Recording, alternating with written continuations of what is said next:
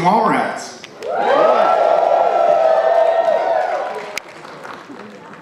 First time seeing it?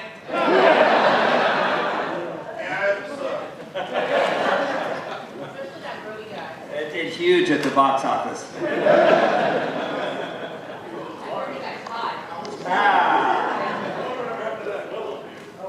You never saw the fucking boat, man.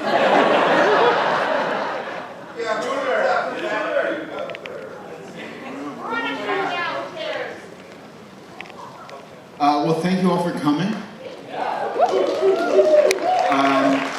Jason and I have done a bunch of these panels before and done Q&As before. Usually there's somebody here because we don't actually know how to talk. And there's somebody here to lead us off and give us prompts and stuff. We have no prompts, so we're I said, on our own. who's the moderator? And the guy went, So I guess we'll just talk. I went to, oh, there, thank you, sir. The moderator has arrived. A little bit slow, this moderator. Looking for a script. Yes, there are microphones here. We were told that there are microphones on either side if anybody has questions. I guess this is a Q&A more so than a panel, right? I guess so, yeah. You guys having a good time though? We'll just start there. Seasick, okay, how's everybody doing? Yeah? Yeah? All right. Hello, Jason. I watched it, it's a great show.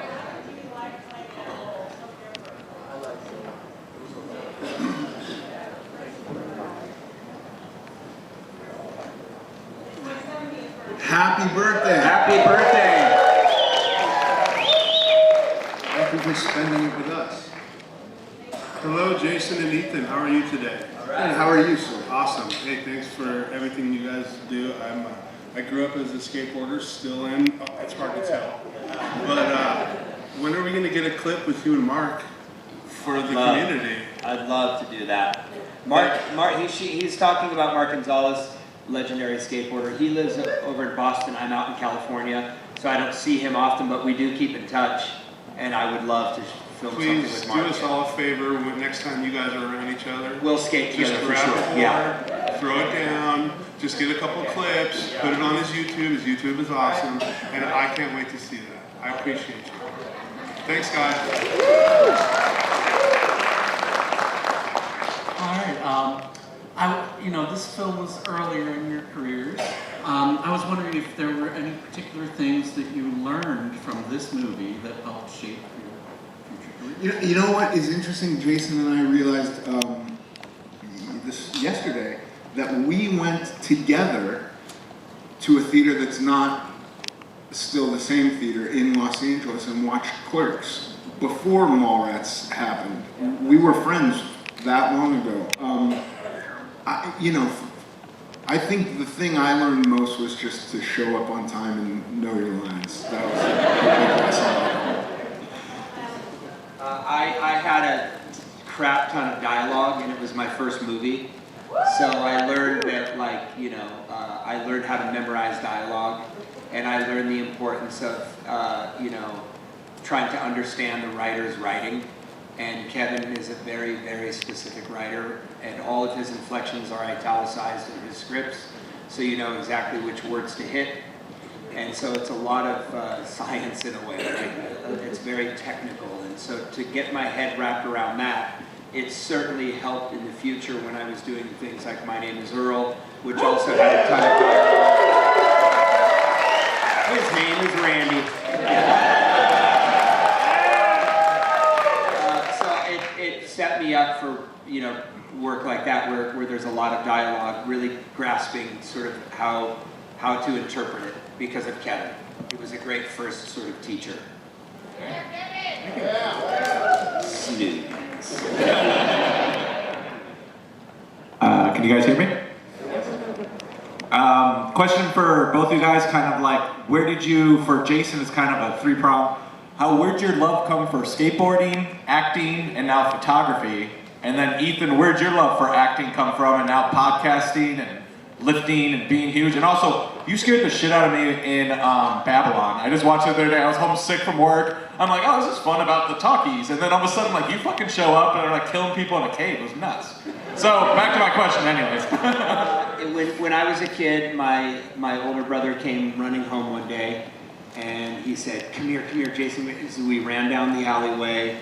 We peeked over a cinder block fence, and we were watching kids skate in an empty pool in somebody's backyard.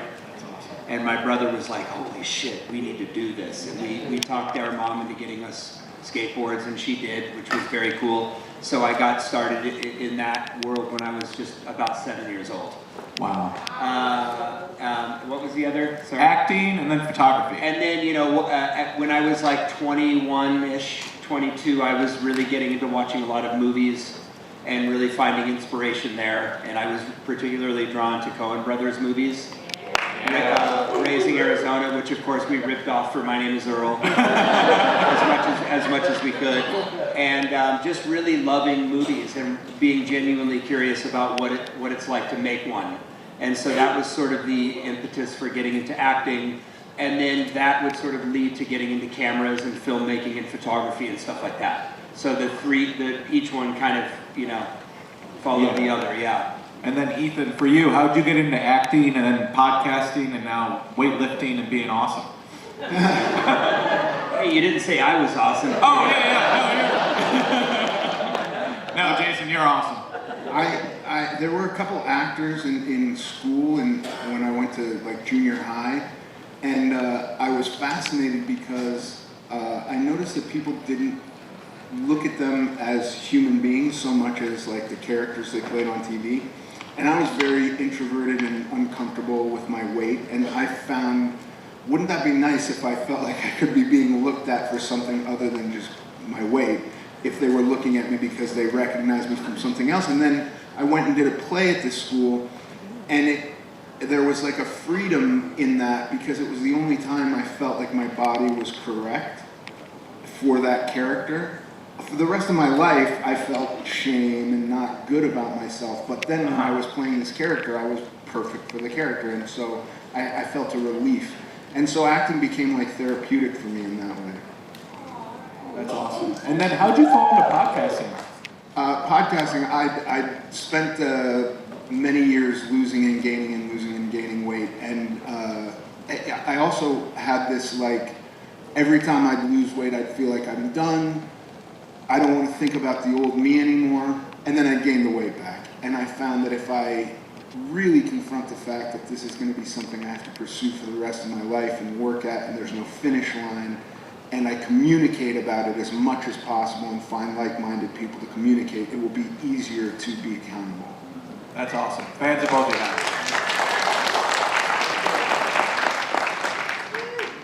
Hello. Hello, gents. Hello.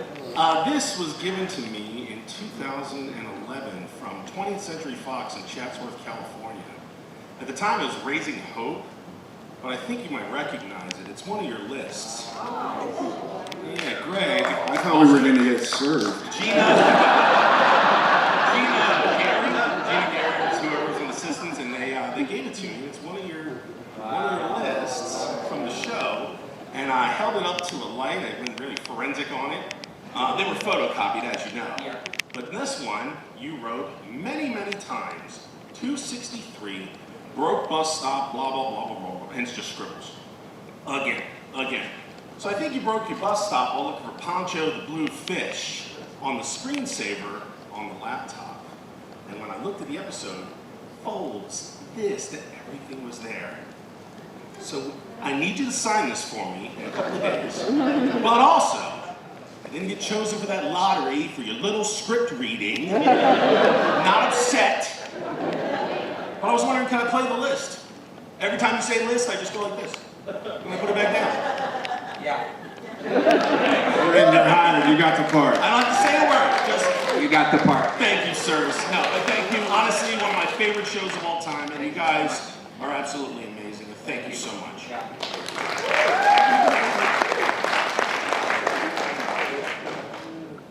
The moderator's back.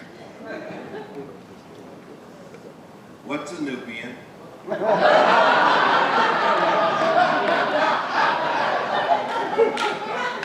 I'm sorry, it's one of those things that, like, I have the bumper sticker in my travel trailer that's like on my refrigerator, and it's like, your picture, what's a Nubian? Anyway,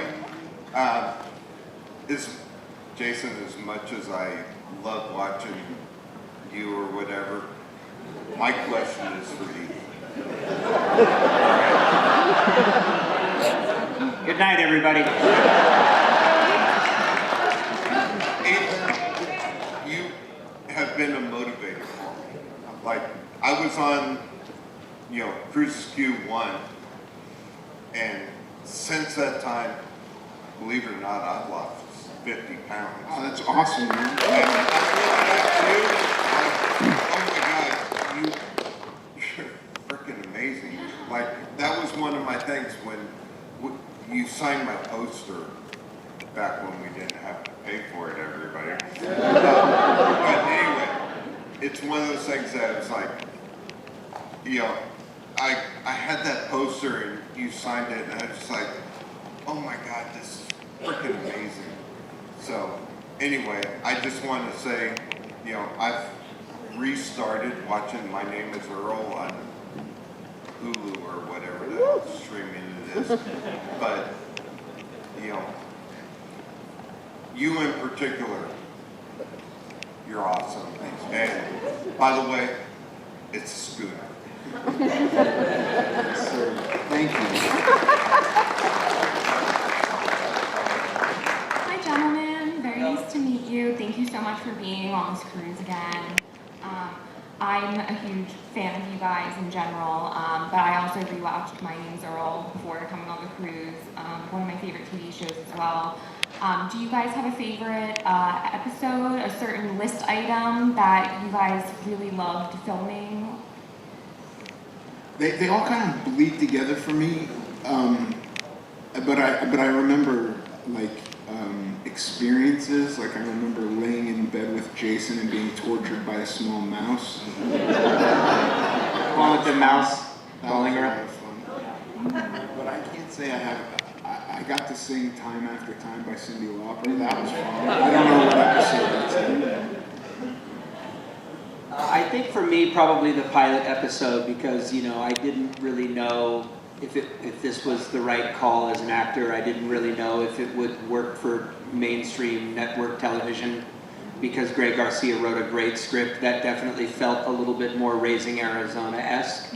And so I had a lot of doubts, and so once I was on set working and shooting the pilot, it was such an incredible experience, and kind of getting familiar with Earl, I knew it was the right call and that we were going to make something really special.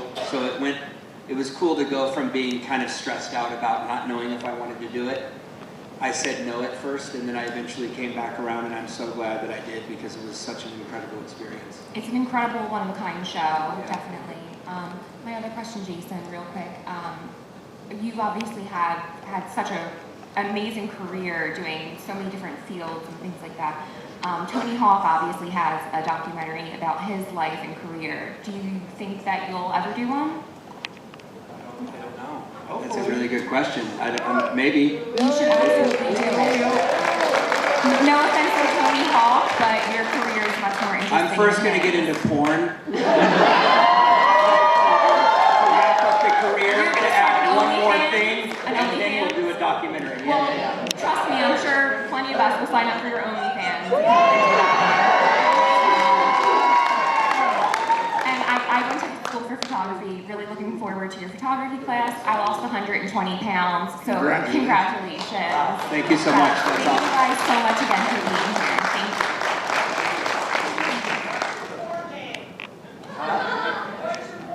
Brody Bruce. Let's go. Thank you guys for coming. We all appreciate it and love to see you. Just wondering, you guys have had an awesome career with many different roles in movies. Is there any role in particular for either one of you that was your favorite or stuck out the most? Other than Mallrats, obviously. Like anything else in particular you really liked or enjoyed or just had fun doing? I I mean, all very, very fun for different reasons, obviously. But I would say Mallrats, Brody, because that was my first movie and my first time kind of in that world, you know, and that was just really memorable and, you know, just incredibly fond memories working on that. And then I would say Earl, probably, just, you know, 97 episodes of just pure fun working with this guy who's one of the best TV characters ever. I would say those two probably. But then Azrael was super fun to play. Like, he doesn't know how to make a holy bartender. It's a great Kind one. of like exaggerated dialogue and playing really evil. That was fun. Almost Famous was a lot of fun. Pretending to be a rock star. You know what I mean? Like different reasons, different experiences. Yeah. I thought Willem was a little one note.